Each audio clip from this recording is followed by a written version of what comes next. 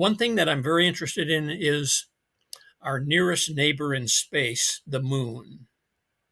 Uh, it's a mystery, how it got there, the origin of the moon. And uh, one part of the moon that intrigues us is that the moon is slowly recessing, it's moving further away from the Earth due to tidal pulls. It's only a couple inches a year, but the moon is drifting outward. Well, that's a major problem, by the way, in evolutionary time, because you cannot have the moon moving uh, for all that long, for millions of years. So anyway, doing some of the theoretical work on what's making the moon move and how much it's moving, how much it's recessing. I've done some theoretical work there in publications, but more maybe of interest. There's a word today that's big in the science community called biomimicry. Now, biology is life, and then mimic is copying. And this is the idea that we're finding things in nature that are very useful to us, solutions to problems, new products, new ideas.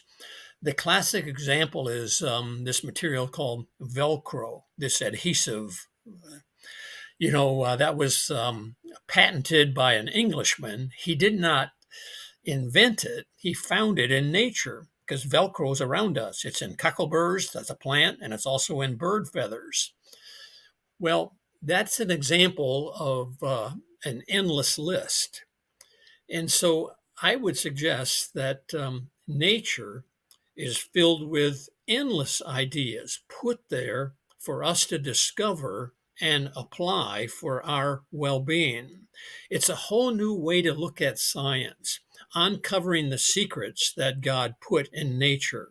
And so that's biomimicry. This is where engineers and inventors are looking these days at nature for solutions to their problems.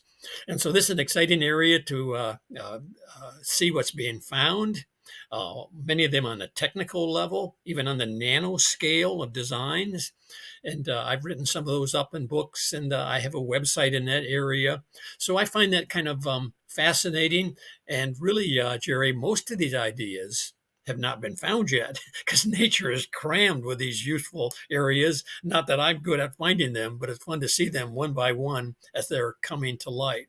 So that's an exciting area that people can relate to, biomimicry.